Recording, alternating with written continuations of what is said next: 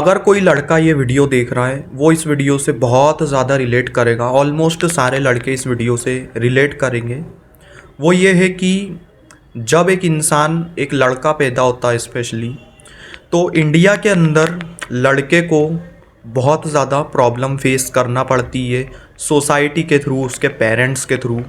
और हम लड़कों पे बहुत ज़्यादा बोझ होता है, लड़कियों पे भी होता है, लेकिन आज सिर्फ लड़कों की बात करेंगे क्योंकि बहुत ज़्यादा लड़के इस चीज़ को इग्नोर कर देते हैं और फिर वो पता नहीं कुछ गलत कदम उठा लेते हैं या फिर कुछ तो गलत चीज़ों में वो लग जाते हैं, एडिक्टेड हो जाते हैं। बात ऐसी है कि एक लड़का जब पैदा होता है उसके ऊपर पहले दिन से ही बोझ डाल दिया जाता है कि इसको हम बड़े होके इंजीनियर बनाएंगे, इसको हम बड़े होके डॉक्टर बनाएंगे, इसको हम बड़े होके सीए बनाएंगे।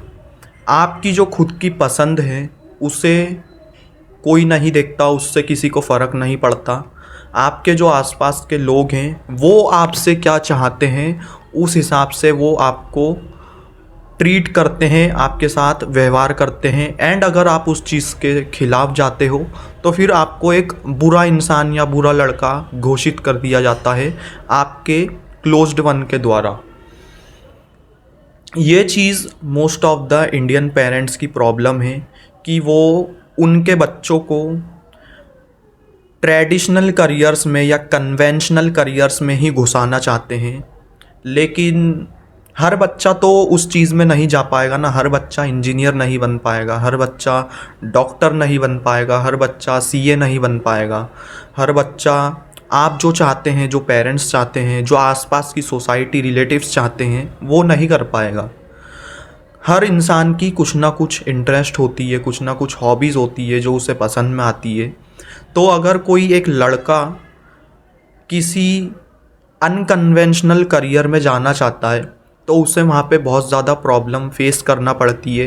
अनकन्वेंशनल करियर मतलब यूट्यूब हो गया, एंटरप्रेन्योरशिप हो गया, बिज़नेस हो गया, या कोई भी ऐसी चीज़ें जो आपके पेरेंट्स नहीं चाहते हैं या फिर जो दुनिया नहीं चाहती है कि आप ये बनो। इसमें सिंगर, डांसर, एक्टर्स, ये सारी चीज़ें भी आ जाएगी।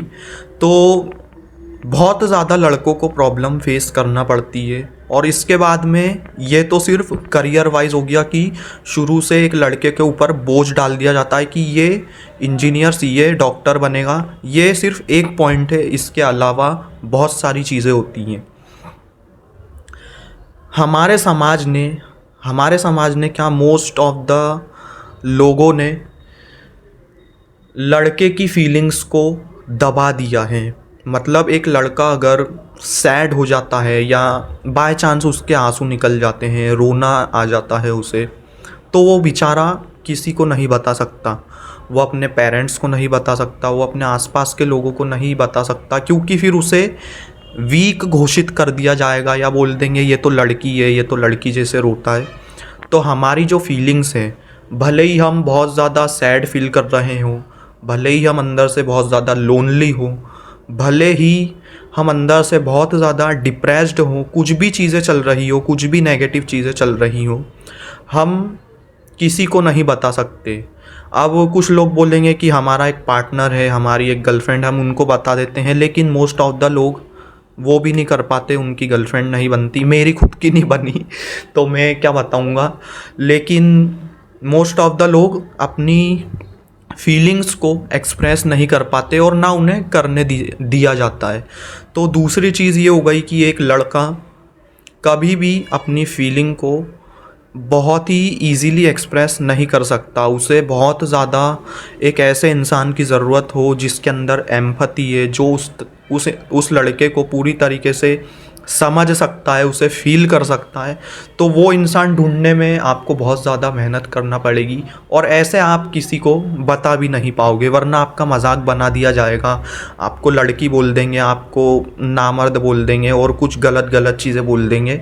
तीसरी चीज़, एक लड़के से दुनिया को बहुत ज़्यादा एक्सपेक्टेशन होती है, स्पेशली आपके आसपास के जो लोग हैं, और वो अच्छी चीज़ भी है। लेकिन कुछ लोग ऐसे भी हैं, कुछ पेरेंट्स ऐसे भी हैं, कुछ लोगों के आसपास के लोग ऐसे भी हैं कि वो एक लड़के से अपनी एक्सपेक्टेशन इतनी ज़्यादा हाई रख लेते हैं या फिर वो उस पर्टिकुलर इंसान से इतनी ज़्यादा एक्सपेक्टेशंस रखते हैं कि अगर वो थोड़ा सा भी फेल हो जाता है या थोड़ा सा भी उस चीज़ से डाइवर्ट हो जाता है या उनकी एक्सपेक्टेशंस को फुलफ़िल नहीं कर पाता, तो फिर उसे बहुत ज़्यादा गलत चीज़ें सुनने को मिलती है, बहुत ज़्यादा बुरी चीज़ें उसे फेस करना पड़ती है उसके आसपास के लोगों के द्वारा। तो जब एक लड़का इन 3 चीज़ के बोझ में, इन 3 चीज़ की रिस्पॉन्सिबिलिटी में, सबसे पहला करियर, उसके बाद में आपकी फीलिंग्स एंड तीसरी चीज़ लोगों की एक्सपेक्टेशंस, इस चीज़ में, इस सर्कल में, इस चक्रव्यूह में इतना ज़्यादा फंस जाएगा कि ना वो किसी से कुछ अपनी फीलिंग्स शेयर कर पाएगा, ना वो कुछ अपने पसंद का कर पाएगा, ना वो खुद को पसंद कर पाएगा। बहुत लोग इस चीज़ की वजह से अपने आप को लूज़र मानने लग जाते हैं, सेल्फ हेट्रेड करने लग जाते हैं, क्योंकि समाज ही ऐसा है, उनके आसपास के लोग ही ऐसे हैं कि रोज़ उन्हें बोला जाता है कि तू लूज़र है, तू कुछ नहीं कर पाएगा, तू बेकार है, तू उसको देख, तू इसको देख, हमेशा कंपेयर करा जाएगा आपको। तो सेल्फ हेट्रेड भी बहुत लोगों के अंदर आ जाता है और मुझे ये चीज़ कब फेस करना पड़ी थी, जब मैं आई थिंक 13 या 14 साल का था। तब से ही मेरे अंदर सेल्फ हेट्रेड आ गया था, मेरे दिमाग में बहुत गलत चीज़ें चलती थी। वो तो अच्छा हुआ कि मैं धीरे धीरे करके इस चीज़ से, इस रैट रेस से, इस मैट्रिक्स वाले माइंडसेट से थोड़ा बाहर आया, ये 4 लोग और इन लोगों की बातों से थोड़ा सा बाहर आया। तब जाके समझ में आया कि अपनी ज़िंदगी कैसे जीते हैं। और मोस्ट ऑफ द लड़के इस चीज़ से बाहर ही नहीं आ पाते। मतलब मैं तो अभी भी पूरी तरीके से बाहर नहीं आया हूँ, लेकिन मोस्ट ऑफ द लड़कों को वो अवेयरनेस ही नहीं है कि इस दुनिया से, इस जेल से एक अलग दुनिया भी है जो कि आप खुद जी सकते हो, जो कि आप इस तरीके से जी सकते हो जिसमें आप अपनी पसंद की चीज़ें कर रहे हो, आपको जो पसंद है वो चीज़ें कर रहे हो। तो इस चीज़ को समझना बहुत ज़्यादा ज़रूरी है। और आई नो कि ये बहुत ज़्यादा हार्ड है, आप किसी से बात नहीं कर सकते इस चीज़ से रिलेटेड, आप किसी से ये चीज़ें फीलिंग अपनी शेयर नहीं कर सकते, लेकिन अब ये रिस्पॉन्सिबिलिटी आपकी है कि चाहे कोई भी इंसान हो, चाहे वो इंसान कितना भी क्लोज़ हो, आपको अगर वो जेल में डाल रहा है स्पेशली, तो आपको इस जेल से बाहर आना पड़ेगा। चाहे आपको उसके लिए कितनी भी मेहनत करना पड़े, कितने भी ताने सुनना पड़े, कितनी भी नेगेटिव चीज़ें सुनना पड़े, आपको उस चीज़ से बाहर आना पड़ेगा। एंड आपको जो पसंद है, अगर आपको सिंगर बनना है आप सिंगर बनो, अगर आपको एक्टर बनना है आप एक्टर बनो, अगर आपको मेरे जैसा यूट्यूबर बनना है तो आप यूट्यूबर बनो।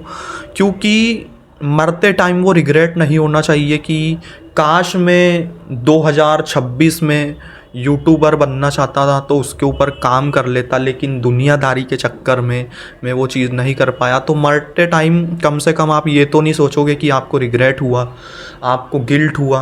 आप अपने जो गोल्स हैं, जो आपके सपने हैं, उन पे काम करना स्टार्ट करो। एंड लोनलीनेस जो है वो एक तो बहुत ही अलग टॉपिक है, लेकिन लोनलीनेस कोई अच्छी चीज़ नहीं है। आपको अपनी लाइफ में एक ऐसा पार्टनर ढूंढना पड़ेगा, जो कि मैं भी ढूंढ रहा हूँ। धीरे धीरे करके इस चीज़ में आगे बढ़ूँगा, जो आपको पूरी तरीके से अंडरस्टैंड कर पाए, जो आपकी फीलिंग्स को फील कर पाए, समझ पाए, जो कि आपको समझ पाए, जो कि आपको एम्पैथी दे पाए, आपको सपोर्ट दे पाए, आपके साथ ज़िंदगी जी पाए। एंड वैसी लाइफ पार्टनर आपको ढूंढना पड़ेगी। और ये चीज़ दोनों के लिए, लड़कियों के लिए भी और लड़कों के लिए भी। लड़की को भी लड़के की ज़रूरत है और लड़के को भी लड़की की ज़रूरत है। आप ये जो सोशल मीडिया पे सिग्मा मेल, अल्फ़ा मेल, ये सारा जो कचरा देखते हो, इस चीज़ से बाहर आओ कि लड़कियां डिस्ट्रैक्शन होती है, ये होती है, वो होती है। हाँ, अगर आप इस चीज़ में बहुत ही ज़्यादा घुस जाते हो कि सिर्फ लड़कियों की वजह से आपकी ज़िंदगी चल रही है, तो वो एक ख़राब चीज़ है। लेकिन अगर आप अपना एक लाइफ पार्टनर ढूंढना चाहते हो, आप अपनी सोशल स्किल्स पे वर्क करना चाहते हो, आप अपने कॉन्फिडेंस पे वर्क करना चाहते हो, तो लड़की से बात करना कोई इतनी ख़राब चीज़ नहीं है, तो वो डिस्ट्रैक्शन नहीं है।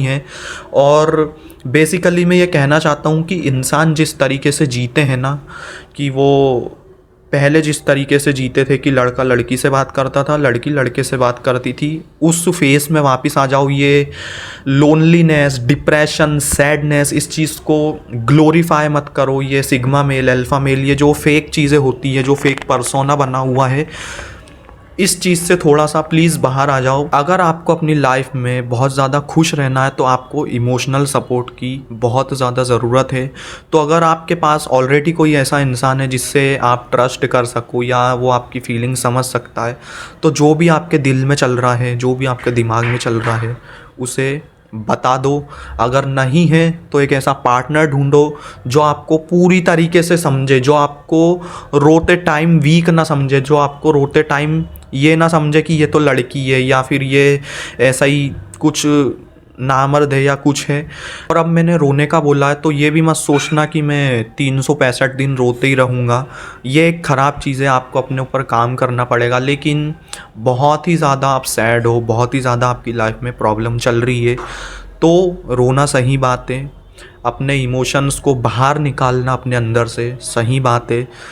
तो यही कहना था मुझे इस वीडियो में कि कैसे समाज एक लड़के पे बहुत ज़्यादा बोझ डाल देता है, कैसे आपकी ही फैमिली, आपके ही क्लोज्ड वंस आपको कहीं ना कहीं नेगेटिव इफ़ेक्ट डालते हैं, आपके ऊपर ट्रॉमा देते हैं, और कैसे लड़कों की मेंटल हेल्थ की, इमोशनल हेल्थ की कोई भी बात नहीं करता। एंड वो लड़का फिर बाद में जाके या तो कुछ गलत कदम उठा लेता है या वो खुद ही बुरा इंसान बन जाता है।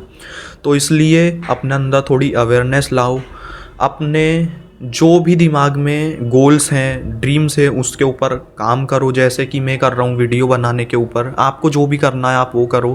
किसी के भी कहने पे आप कुछ मत करो। वो जेल से बाहर आओ, उस रैट रेस से बाहर आओ जितना जल्दी हो सकता है। एंड जो सोशल मीडिया पे फेक चीज़ें बताई जाती हैं, sigma male, alpha male, loneliness, sadness, इस चीज़ को जो ग्लोरीफाई किया जाता है, वो सब में मत पढ़ो। जैसे एक ह्यूमन टेंडेंसी होती है, जैसे ह्यूमन एक तरीके से जीता है, वैसे ही जियो, तभी आप अपनी ज़िंदगी अच्छे से जी पाओगे। एंड अपनी सोशल स्किल्स को इम्प्रूव करो, तभी आप अपना एक पार्टनर ढूंढ पाओगे। अपनी पर्सनैलिटी पे काम करो, आप अपने गोल्स पे काम करो, हर चीज़ पे काम करो। लेकिन अगर आपको पर्सनैलिटी के बारे में थोड़ा और जानना है, अपने पर्सनैलिटी को इम्प्रूव करना है, सोशल स्किल्स को इम्प्रूव करना है, उसके ऊपर मैंने ऑलरेडी एक वीडियो बनाई है जो आप देख सकते हो, उसकी लिंक मैंने लगा दी है इधर। यही कहना था। That's all I wanted to say in this video. One thing I can say at the end, don't be a clown.